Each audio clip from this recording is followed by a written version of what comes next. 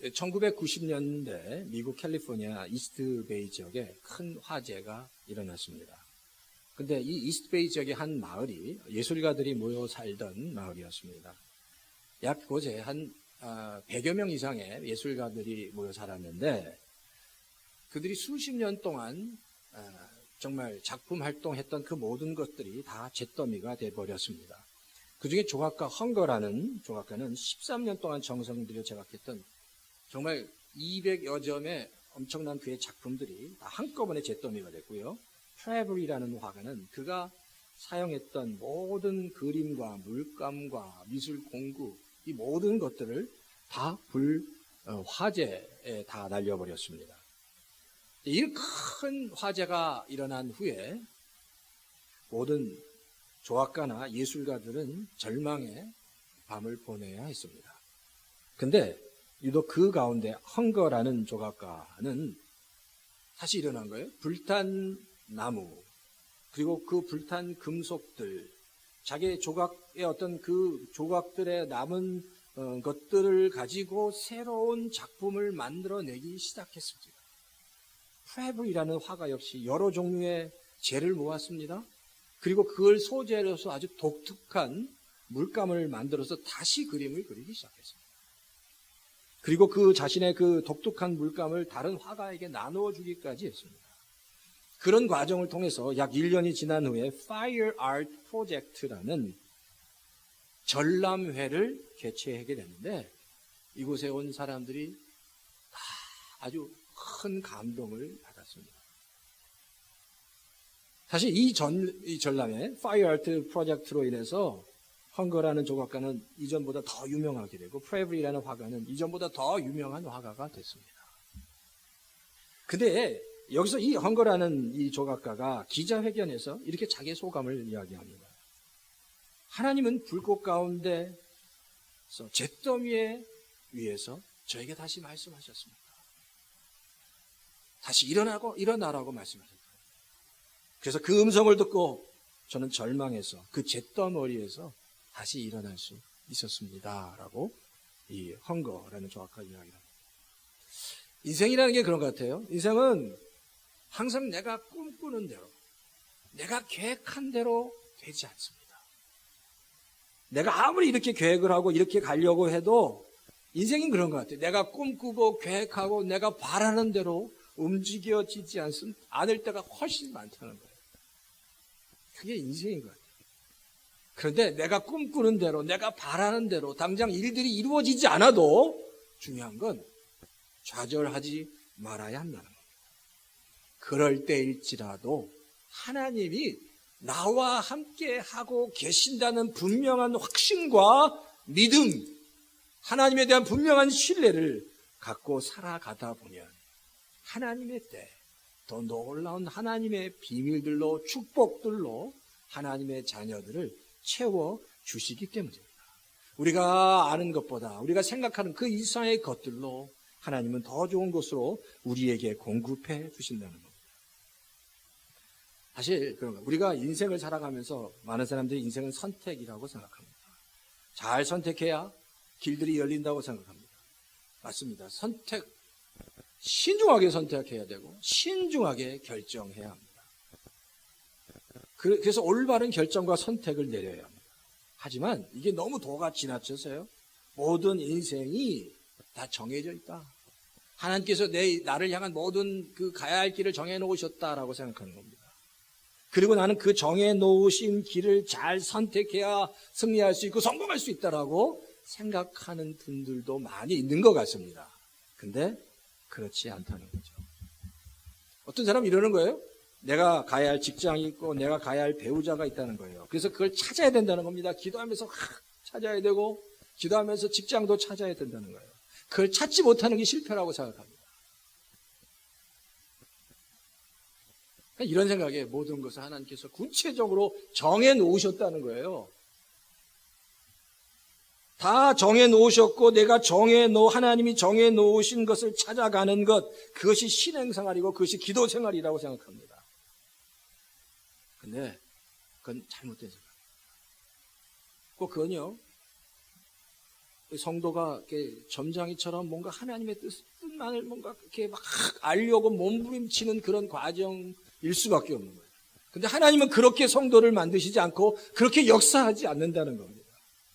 신앙생활은 하나님이 정해 놓으신 길을 가는 게 아니라 어떤 길을 가든지 하나님과 함께하면 된다. 하나님이 함께 하시면 결국 승리한다. 하나님이 함께 하시면 결국 인다. 믿음을 가지고 나가는 거다. 하나님. 오늘 본문에 아브라함의 선택이 그렇습니다. 아브라함은 성경에 보니까 큰 부자가 되었다라고 얘기합니다. 굉장히 많은 가축을 가진 겁니다. 우리가 상상할 수 없을 정도 굉장히 많은 가축을 가졌는데 아브라함뿐만 아니라 그 조카 롯도 같이 큰 가축을 가졌습니다. 부자가 됐습니다. 하나님의 축복을 받았습니다. 그러면 행복해야 되는데 싸움이 일어났습니다.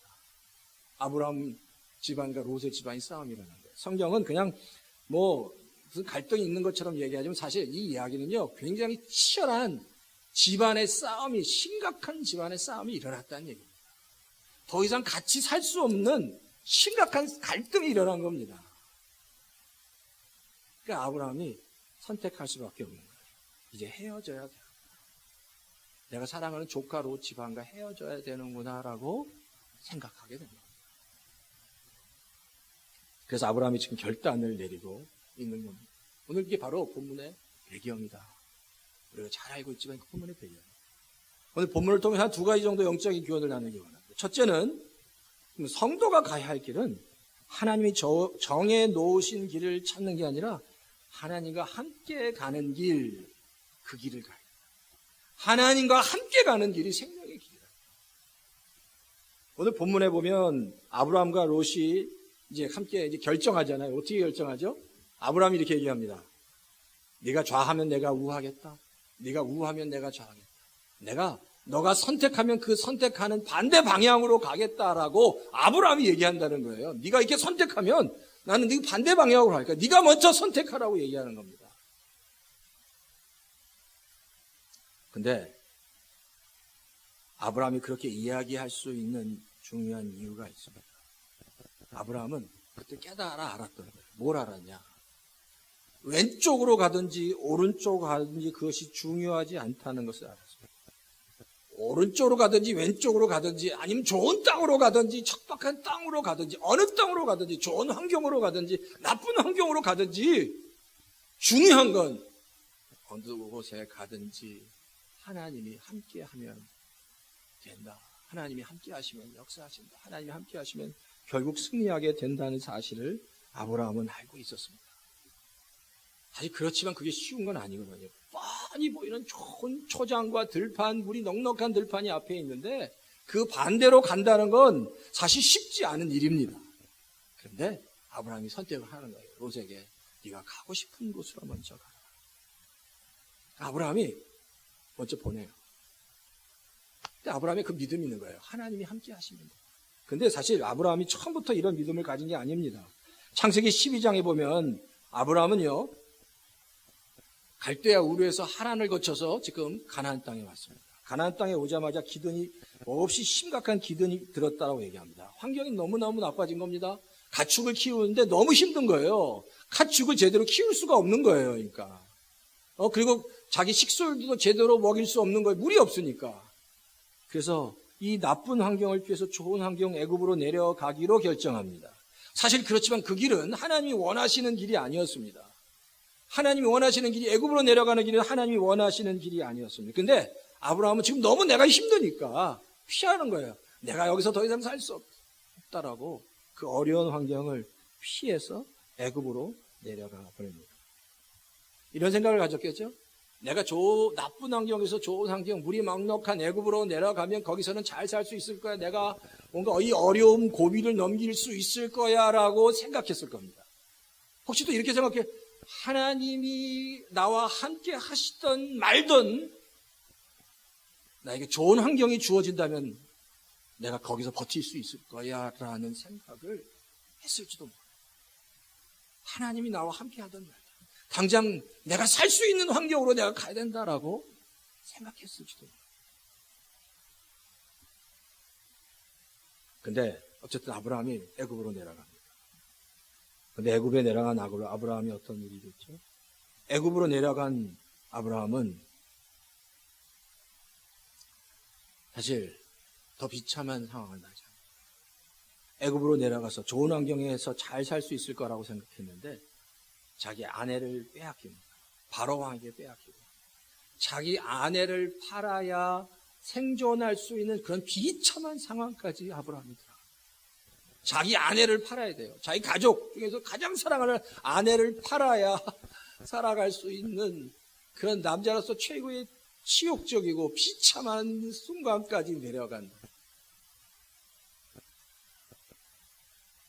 아브라함이 좋은 환경을 쫓아갔는데 그 좋은 환경이 아브라함을 더 비참하게 만들었다는 겁니다. 여기서 아브라함이 깨달은 거예요. 아, 좋은 환경이라고, 뭐가 좋은 것이라고, 눈에 보는 좋은 것이 다 이게 인생을 좋게 만드는 게 아니구나라는 사실을 깨달았어요. 좋은 환경이 아니라, 눈에 보이는 좋은 환경이 아니라 뭐예요? 하나님이 함께 하시는 환경. 아무리 척박해도 하나님이 함께 하시는 그곳이 이게 정말 좋은 환경이고 결국 승리하는 환경이구나라는 사실을 아브라함이 깨달았다는 거예요. 13장에 보면 그래요. 13장에 롯은 그렇습니다. 롯은 좋은 환경만 쫓아간 사람입니다. 10절에 보면 한번 10절 말씀 보여주시겠어요? 10절에 보면 롯이 요단 온 들판을 봤다는 겁니다. 멀리서 보니 요단 온 들판이 그 수알에 이르기까지 물이 넉넉했다. 주님의 동산 같았다. 이집트 땅과 같았다. 주님의 동산 같고 이집트 땅 같다는 이야기는 물이 넉넉했다는 얘기입니다. 그래서 비옥한 토지를 가졌고 사람 살기에 너무 좋은 땅이었다는 거예요. 롯이 선택한 땅은 그냥 눈으로 보기 좋은 땅이었어요. 거기 선택했습니다. 근데 롯이 선택한 그 결과 롯은 그곳에서 큰 수치를 당합니다. 왜? 하나님 없이 그냥 좋은 환경만 바라보고 갔기 때문이다. 우리도 흔히 그렇게 생각합니다. 좋은 환경에 있다면, 내 자녀가 좋은 환경에 있으면 다 잘 될 거라고 생각합니다. 우리도 좋은 환경에 어떤 편안한 환경, 좋은 환경이 좋다면 잘 될 거라고 생각합니다. 근데 그렇지 않습니다. 좋은 환경이 아니라 하나님이 함께 하십니다. 아무리 좋은 환경도, 아무리 좋은 것도 하나님이 함께 하시지 않으면 처음에는 잘 되는 것 같은데 결국에는 아니라는 거예요. 결국에는 그 결과는 아니라는 겁니다. 하나님이 함께 성도에게 하나님이 하지 않고 그냥 눈에 보기에만 좋다면 결국에는 아니라는 거예요. 제가 그런 것 같아요. 참 이 이야기를 들 때, 환경에 관한 이런 이야기를 할 때는 내가 늘 수없이 제가 목회자로 이야기를 말씀을 드리지만 이렇게 좋은 환경만이 좋은 결과를 만들어낸다면 우리가 요셉의 그 삶을 이해할 수가 없는 겁니다. 수없이 얘기하지만 좋은 환경에 있는 사람만이 좋은 결과를 만들어낸다면 요셉은 감옥에 있었고 종이었고 정말 수없이 많은 수치를 당하고 어려움을 당했던 요셉이 결국 하나님께서 그를 쓰셔서 나중에 총리가 되시고 되게 하고 그에게 큰 축복을 주셨어요. 이게 이해가 안 되는 거예요. 요셉의 삶을 봐도 마찬가지예요. 좋은 환경이 아니라 하나님이 함께 하시는 삶, 하나님이 역사하시는 삶, 하나님 붙드시는 삶, 하나님께서 함께 하시고 동행하는 성도 그곳이 하나님의 축복의 장소이고 하나님의 축복의 근원이 된다는 겁니다. 그러니까 승리한 사람들 대부분 보면 환경이 좋은 게 아닙니다. 그 이겨낸 사람, 성도로 얘기하면 하나님의 은혜로 그 모든 환경을 극복한 사람이 결국 승리한 성도가 될 수밖에 없다라는 겁니다. 우리가 분명한 이런 확신이 있어야 돼요. 여호수아서 1장 9절에 성경이 말씀합니다. 내가 내게 명령한 것이 아니냐. 강하고 담대하라. 두려워하지 말며 놀라지 말라. 내가 어디로 가든지 내 하나님 여호와가 너와 함께 하느니라 하시니라. 강하고 담대하라. 두려워하지 말라. 놀라지 말라. 내가 어디로 가든지 내 하나님 여호와가 너와 함께 하겠다라고요. 뭐라고요? 여호와 하나님이 함께하는 그곳, 그것이 승리하는 거예요. 하나님이 여호수아에게 그렇게 말씀하고 있습니다. 강하고 담대하라는. 그러니까 사실 우리 삶의 키워드는 이겁니다. 우리가 기도할 때 하나님 내가 왼쪽으로 가야 됩니까? 내가 이걸 선택해야 됩니까? A를 선택해야 됩니까? B를 선택해야 됩니까가 아니라 하나님께서 나와 어디로 가야 무엇을 해야 하나님이 나와 함께 하십니까? 내가 하나님과 동행할 수 있습니까? 하나님과 늘 더불어 살 수 있습니까? 하나님의 은혜로 살 수 있습니까? 라는 것이 우리의 기도 제목이어야 한다는 겁니다. 하나님이 함께 하시는 그곳. 우리 그렇습니다. 열린교회도 마찬가지입니다. 하나님이 함께 하시면, 하나님이 역사하시면, 우리 성도님 가운데 하나님이 함께 하시면, 하나님이 정말 나 삶 가운데 역사하면 하나님이 하시면 되는 거예요. 우리가 지금도 많은 기도 제목들이 있습니다. 막 아직 해결돼야 될 기도 제목들이 있습니다. 답답하죠. 왜 하나님 응답하시지 않습니까? 그런데 끝까지 그 기도하면 나가야 합니다. 반드시 하나님의 자녀가 하나님과 함께할 때 하나님께서 역사하십니다. A가 아니라 B가 아니라 왼쪽이 아니라 오른쪽이 아니라 하나님께서 함께하시는 성도에게 하나님께서 놀라운 축복을 허락해 주실 줄 믿습니다. 이 믿음 가지고 이번 한 주간도 승리하시는 우리 성도님 다 되시기를 주의 이름으로 축원합니다. 두 번째는 바른 선택을 했다고 항상 편안한 길이 보장되는 게 아니라 우리가 하나님께서 가라는 길을 갔다고 좋은 결과가 있다는 건 아닙니다. 오늘 본문에도 마찬가지예요. 아브라함이 선택한 것은 척박한 땅 헤브론 지역이에요. 지금 롯은 소알과 소돔, 고모라, 아까 얘기 물이 넉넉한 평지였고 풀이 많았던, 그래서 가축들이 살기에 너무 좋았던, 그래서 결국 소돔 안으로 들어갑니다. 소돔 땅은 아주 비옥한 땅이었어요. 롯이 가족을 이끌고 소돔 안으로 들어갑니다. 근데 지금 아브라함이 선택한 그 반대가 바로 헤브론이에요. 그 반대 헤브론 지역은 아주 척박한 땅입니다. 풀이 없습니다. 가축들이 살아가기에 너무 힘든 겁니다. 아브라함이 믿음으로 선택하면 하나님이 갑자기 비를 확 내려주시고 그래서 그냥 풀들이 막 자라게 하셨느냐는 아니었습니다. 아브라함이 헤브론 지역에서 많이 고전했을 거예요. 고생했을 거예요. 근데 하나님께서 그 과정을 통해서 그 과정을 지난 후에 아브라함에게 놀랍게 축복하십니다. 놀랍게. 아브라함을 더 강하게 하십니다. 더 강력하게 하십니다. 그래서 창세기 14장에 보면 아브라함이 하나님께 엄청난 축복을 받고 그의 군대가 그 지역에 있었던 어떤 나라의 군대보다 더 강력했다고 성경이 얘기해요. 이게 하나님께서 믿음의 선택을 한 백성들에게 주시는 축복이다라는 거예요. 그러니까 당장은 아닙니다. 내가 하나님의 말씀 따라 순종해도 고난이 있을 수 있고 어려움이 있을 수 있습니다. 바울이 2차 전도 여행 때 소아시아 지역에서 이제 그 소아시아 지역에 있는 교회 성도들을 세우려고 했습니다. 잘 아시죠? 2차 전도 여행은 1차 전도 여행을 갔던 것을 다시 훑어서 소아시아를 통해서 예배소로 가려고 했던 것 같아요. 근데 우리가 너무 잘 아듯이 2차 전도 여행 때 하나님께서 바울을 강권적으로 붙잡아서 막 꿈을 통해서 어떻게 하죠? 그 바울을 유럽으로 보내십니다. 그 관문이 마게도니아였어요. 한 여인이 손님들 일로 와주십시오. 도와주십시오. 그 꿈이 너무 생생해서 바울이 뿌리칠 수 없어요. 왜? 하나님의 부르심이었기 때문에. 바울의 마음은 소아시아에 머물러서 특히 에베소를 거점으로 해서 이 워낙 지리적으로 요충지이기 때문에 이곳에서 복음을 전하고 그 뭔가 어떤 기틀을 마련하려고 했는데 하나님이 그를 유럽으로 보내셨어요. 근데 아브라함이 순종했어요. 근데 우리가 너무 잘 알듯이 유럽으로 가서 마게도니아로 가서 첫 번째 성이 빌립보였습니다. 근데 빌립보에 가자마자 아브라함은 한 여정, 귀신 들린 여정을 고친 다음에 그냥 너무 잘해.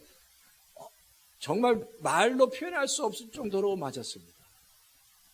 옷이 다 찢어질 정도로 다 맞고 감옥에 갇혔다고 성경은 얘기합니다. 아니 하나님 말씀대로 했는데 그에게는 매와 감옥이었습니다. 그 다음에 갔던 데는 데살로니카인데 데살로니카는 복음을 딱 전했는데 거기서 너무 그 반감이 심해서 온 성이 데살로니카의 온 성이 들고 일어났습니다. 소동이 일어났습니다. 제대로 복음을 전하지도 딱 3주 있었습니다. 그리고 베레아가 내려.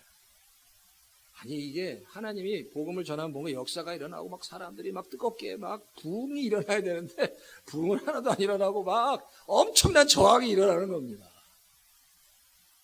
바울이 얼마나 답답했을까. 아니 하나님 뜻대로 내가 지금 그 길을 가는데 왜 이렇게 고난이 있습니까? 어려움이 있습니까? 근데 그게 하나님의 방법이었습니다.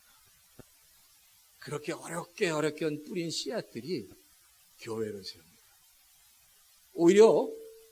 오히려 베레아 지역에서 편하게 복음을 전했던 데는 교회가 없어요. 근데 빌립보에는 교회가 세워지고 데살로니카는 교회가 세워지고 고린도에는 또 교회가 세워지고 참 희한하죠. 그렇게 고생하면서 뿌렸던 씨앗이 하나님에 의해서 맺어져 교회가 세워졌어요. 사실 바울은 복음을 전하는데 늘 이런 식입니다. 배를 타면 광풍을 만나고 육지로 가다 보면 도적을 만나고 가진 거 다 빼앗기고 맞고 찢기고 혹시 바울이 비행기를 탔다면 비행기가 문제가 생겨서 불시착을 했을 겁니다.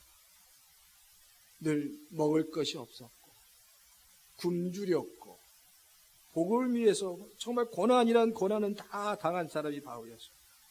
그런데 바울은 그럼에도 불구하고 하나님의 말씀에 순종하고 그 길을 갔습니다. 정말 힘들었어요. 그런데 놀라운 건 하나님께서 그 바울을 사용하셨습니다. 그리고 반드시 그 과정은 힘들었지만 놀라운 열매를 맺게 하셨습니다. 놀라운 축복을 허락해 주셨습니다. 상상할 수 없는 하나님의 역사가 바울의 사역을 통해서 일어났습니다.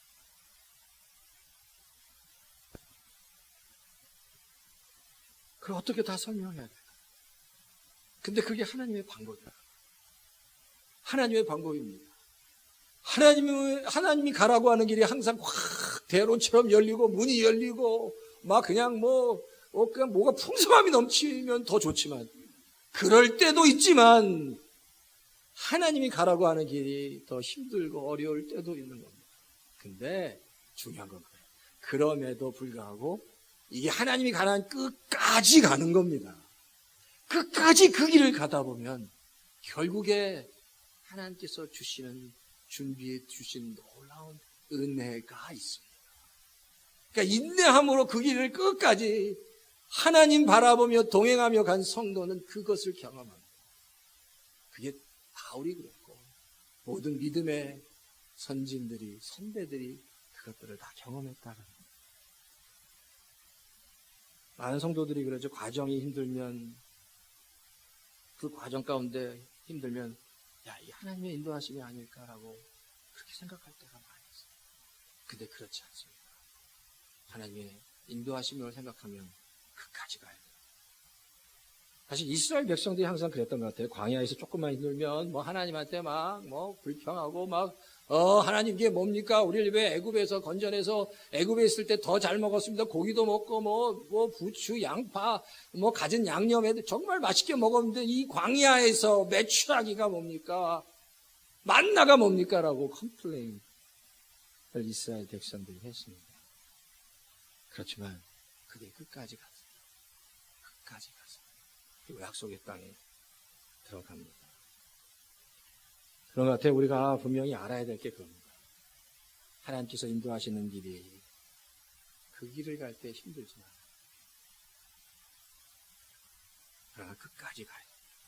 어떤 상황 속에서도 어렵고 힘들어도 끝까지 견디어 가야 한다는 겁니다. 왜 그러잖아요. 결혼하면 좋은 것 같아요. 처음엔 너무너무 좋아서 결혼했는데 살다 보면 너무너무 허물이 보이고 그러면 싸우죠. 안 맞으니까, 문화가 안 맞으니까 평생 싸울 겁니다. 근데 그렇다고 나눠지지 않아요. 끝까지 가요. 끝까지 견뎌야 합니다. 끝까지 가요. 그래야 건강한 가정을 이룰 수 있는, 건강한 가정, 건강한 자녀를 이룰 수 있는 거죠. 과정이 힘들어도 끝까지 이겨나가야 합니다. 요한복음 11장 40절에 보면 나사로의 부활 사건 앞에서 주님께서 아주 중요한 말씀을 하십니다. 성도가 가야 할 길은 반드시 형통한 길은 아니지만 믿음으로 사는 길, 말씀대로 하나님의 손에 붙잡혀 사는 길이 반드시 막 눈에 보기에 형통케 되는 것은 아닐지만 그 믿음으로 갈 때 하나님께서 보여주시는 하나님의 영광을 경험하게 된다. 요한복음 11장 40절에 이렇게 말씀하세요. 예수님께서 이렇게 말씀하십니다. 이르시되 내 말을 내가 믿으면 하나님의 영광을 보리라 하지 아니하였느냐. 이 말이 참, 내 말을 네가 믿으면 너는 하나님의 영광을 본다는 거예요. 이 말은 거예요. 당장 네가 당장 형통케 되고 놀라운 축복을 받지는 않을지라도 결국 하나님의 영광을 보게 될 거다. 근데 하나님의 영광을 볼 때 그 안에 또 놀라운 하나님의 축복이 있겠죠. 그게 바로 믿음으로 가야 할 길입니다. 고린도전서 13장에 보면 성경이 이렇게 얘기해요. 바울이 우리가 아는 이 땅에서 하는 것이 다 부분적이라는 겁니다. 부분. 우리가 연약해서 불완전해서 다 아는 게 부분적입니다. 하나님께서 우리를 향한 모든 계획과 섭리가 다 이게 다 파편처럼 부분적이 돼서 이게 다 연결이 안 됩니다. 왜 이때는 하나님 축복해 주셨는데 이때는 어렵고 이렇게 잘 되는 것 같은데 이때는 어렵고 이게 다 피스 부분으로 보니까 우리가 지금 여기서 이렇게 조합이 안 되는 거예요. 큰 그림이 안 된다는 겁니다. 왜? 우리가 아직 잘 연약하니까, 불완전하니까, 부족하니까, 그리고 다 볼 수 있는 눈이 없기 때문에. 그러니까 이런 여러 가지 우리가 이해할 수 없는 많은 파편들이 있는데, 지금은 부분으로 하나, 지금은 한 부분으로만 알지만, 하나님의 때, 하나님께서 예비하신 홀 픽처, 우리 인생을 향한 축복의 큰 그림을 한 번에 보게 될 날이 올 거라고 바울은 얘기합니다. 이게 하나님의 은혜예요. 지금은 혼동스럽기도 하고 막 고민스럽기도 합니다. 비즈니스도 그렇고 가정생활도 그렇고 자녀도 그렇고 내가 이해할 수 없는 부분들이 많은 거예요. 왜 하나님 이렇게 힘들어야 합니까?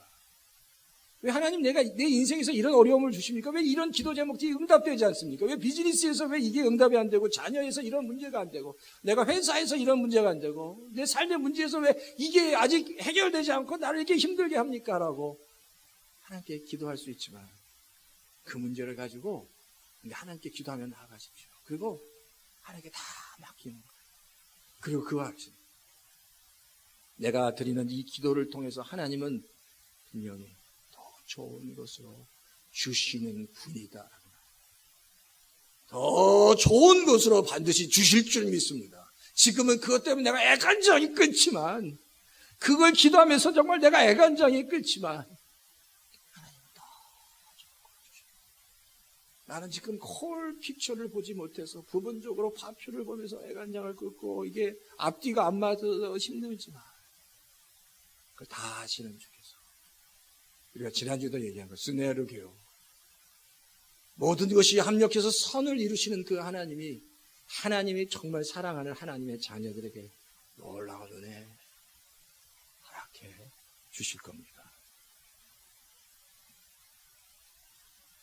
바로 하나님이 함께 하시는 하나님이 동행하는 길. 바로 그거예요. 제가 이런 말씀을 들을 때마다 참 제 가슴 속에 남아있는 한 인물이 야곱입니다. 이 야곱을 보면 야곱의 스토리는요 참 정말 대단해요. 이 야곱은 정말 부족한 연약한 좀 사기꾼 기질도 있고 욕심도 많고 그래서 실수해서 막 넘어지고 자빠지고 좌절하고 깨지고 막 우리가 인생에서 경험하는 모든 희노애락과 모든 감정을 다 가지고 있는 사람이 야곱입니다. 근데 놀라운 건 그런 야곱을 하나님께서 다 만지십니다. 그렇게 사기꾼 같은 자기밖에 모르는 이기적인 그러면서 또 좌절하고 또 연약하고 막 넘어지는 야곱을 나중에 하나님께서 야곱을 이스라엘로 불러주셔서 애굽의 바로 왕을 축복할 수 있는 강력한 영적인 권위를 가진 인물로 그를 삼으십니다. 야, 어떻게 그 사기꾼이 그렇게 될 수 있을까? 근데 하나님이 야곱을 그렇게 빚으신 거예요. 빚으셨어요. 처음에 야곱을 보면 도대체 상상이 안 되는데 하나님이 그 야곱을 통해서 결국 그렇게 빚으셔서 이스라엘 모든 12부족을 축복합니다. 그리고 그 축복대로 하나님께서 이루어 주시는 놀라운 영적인 거인으로 만드세요. 어떻게 일어나요? 하나님이 하십니다. 하나님이 함께 하십니다. 하나님이 함께 하시면, 하나님이 축복하시면, 우리 인생을 살아가면서 이번 주도 다시 내가 좌로 가든지 우로 가든지 중요하지 않습니다. 하나님이 나와 함께 하시고 그 하나님이 나를 밀어주시고 하나님이 손잡아 주시며 동행해 주시며 함께 해 주시며 역사가 일어납니다. 야곱이 이스라엘이 된 것 같이 하나님께서 열린교회 모든 성도님들과 저를 정말 야곱된 우리를 이스라엘로 삼아주시는 놀라운 역사가 이 열린교회 모든 성도님들 가운데 있기를 주의 이름으로 축원합니다.